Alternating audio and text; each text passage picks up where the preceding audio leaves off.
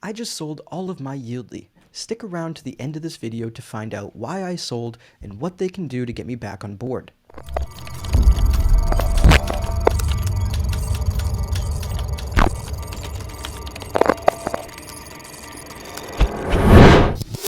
So as many of you are aware, I've been a big supporter of YLDY since day one.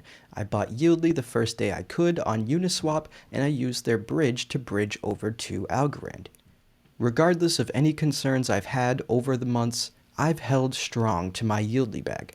However, that has changed as of yesterday. Now first, I'm going to take a little bit of time to highlight some of the positive developments for YLDY, and then I'll get into my concerns and why I sold. So firstly, YLDY will be launching on Bitmart.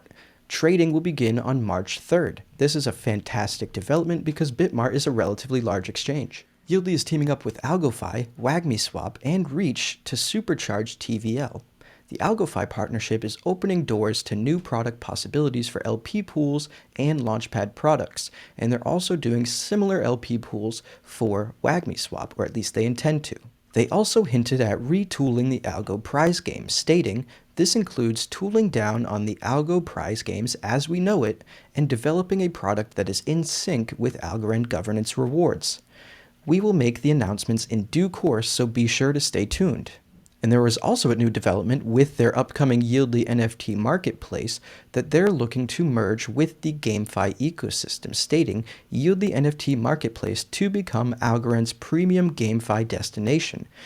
In parallel to the new initiatives for supercharging TVL, YLDY has quietly been working away with their creator economy, the Reach team, and numerous up-and-coming play-to-earn metaverse projects on Algorand. Now this is all great news. So it might have you wondering, why did I sell? And the first reason is not as significant as the last reason. Be sure to stay to the end to get the last reason. But the first reason is the more obvious macroeconomic situations that we see with Russia and Ukraine and the Federal Reserve still planning to do 7 to 9 rate hikes over the course of the year. I personally just do not think the bottom is in yet. And when you look at the S&P 500 chart, we look relatively overextended. We look like we could very easily come back down to the bottom of this upward channel over the course of the year, which in my opinion could be a 15 to 20% drop from here. Bitcoin is just barely squeezing out of its downtrend that it's been on for months, and it's not a strong enough break of the downtrend to get me excited. In fact, I will not be convinced Bitcoin's back in a bull market until it gets back above its 50-week moving average, which has historically been its bull market support band. Currently, that moving average sits around $47,000. So until Bitcoin breaks $47,000 and holds above it strong, even testing it as support, I'm not convinced that we are done with the downtrend. And when you take a look at Bitcoin on the monthly chart, Bitcoin has recently had the most bearish cross on the monthly MACD in its entire history.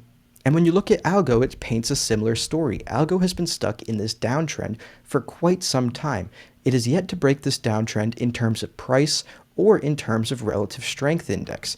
As you can see here with my red circles, these red circles perfectly align with the tops of this downtrend on the RSI, and I predict we're about to reach the top of this channel and continue back down in a downward trajectory.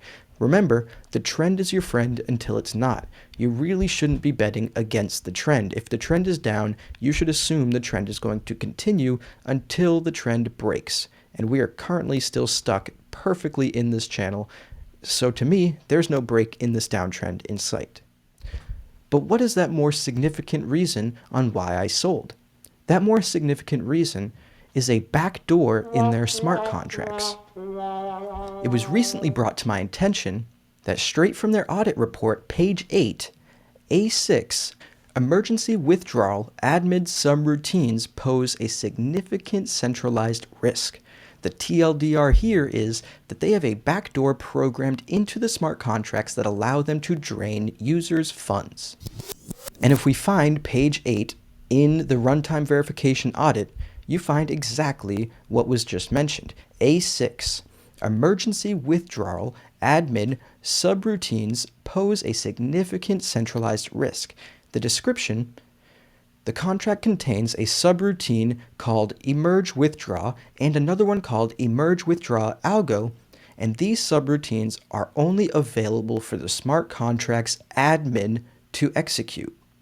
On an approved application call transaction calling these subroutines, the smart contract issues an inner transaction transferring the requested amount of tokens, either ASA or algos, to the administrator. If an attacker was to gain control of the administrator account, they would have a straightforward way to withdraw all funds from the pool. Runtime verification added a recommendation, stating that such functionality is a double-edged sword, which I agree. If it is to remain in the contract, which I don't think it should, however, if it is to remain in the contract, runtime verification suggests making the stakers aware of its implications, meaning there is an additional attack vector on the smart contracts that most are not aware of. And these smart contracts are very centralized and are no longer trustless, or weren't from the very beginning and we just assumed that they were. Using YLDY smart contracts, you are trusting that the admin and those that have control of the admin account will not drain users' funds, and you have the hope that an exploiter or a bad actor won't gain control of the admin account and drain all of the funds. For me personally, I just do not like backdoors, whatever the reason, because they add another security risk.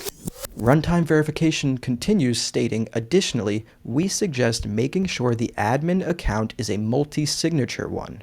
The status of this recommendation is acknowledged, and it was an intentional design decision. So I brought this up to YLDY, and I said, hello, I'm wondering if I could get an explanation on this. I shared the picture, and I stated, it was recently brought to my attention, and it seems to be an intentional design. Could I ask why? Also, could you make stakers, quote, aware of the implications, end quote, as suggested by runtime verification?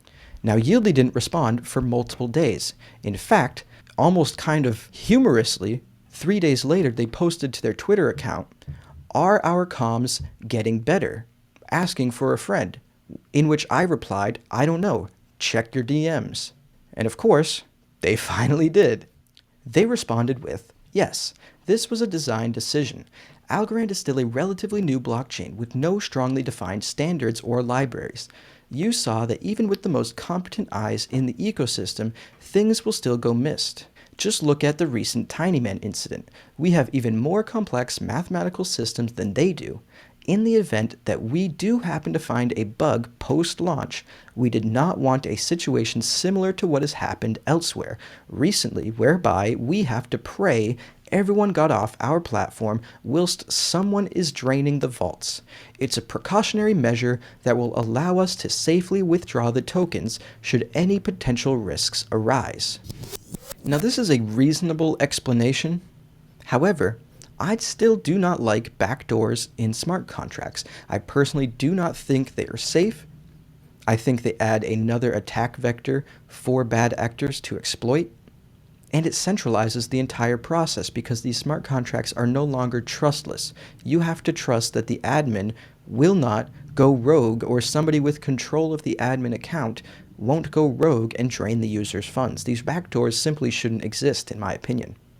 However, I appreciated their response, and I simply responded with, are there plans to, quote, make stakers aware of its implications, end quote, as suggested by runtime verification, and is the admin account now a multi-signature one? To which they still haven't replied, and that was on February 10th. Now, personally, I don't like the way this communication was handled. I still don't think their communication is getting better, even if they are pretending it is. In fact, it really concerns me that it seems like they're trying to brush this under the rug and were ignoring my questions outright until I made a post on their public Twitter page. And then they're continuing to ignore, in my opinion, the very important question, which is the suggestion by runtime verification to, one, make the stakers aware that this is the case, what the implications of this case is, and to make everybody aware that the admin account is a multi-signature one with proof. Because if it's just a single signature wallet, that adds a whole nother layer of security issues. So those are the reasons that I sold my YLDY. In my opinion, my money is just much safer growing in stablecoins on AlgoFi. I do not like backdoors in my smart contracts, and as far as I know, AlgoFi is a completely trustless system, and there are no backdoors designed into their smart contracts. That said, I really do wish YLDY success. I think YLDY's success is in part Algorand's success, so I do not wish them any doom or gloom. In fact, I hope they address these concerns outright, and I hope they redesign smart contracts and deploy new ones that do not have a backdoor. That is when I'll be back on board, because I personally just do not feel safe knowing that a lot of my money is locked into smart contracts that have backdoors that could be exploited by either bad actors or rogue admin accounts. That being said, I'd really like to know what you all think of my decision, this information that I presented to you, and what you plan to do with it. Let me know in the comments below what you plan to do and what you thought of this video. Please smash that like button and consider subscribing to the channel, and check the description for all sorts of different ways you could help support the channel, like subscribing to my newsletter. On that note, thank you to each and every one of you for watching until the end, and I'll catch you in the next video. Thanks.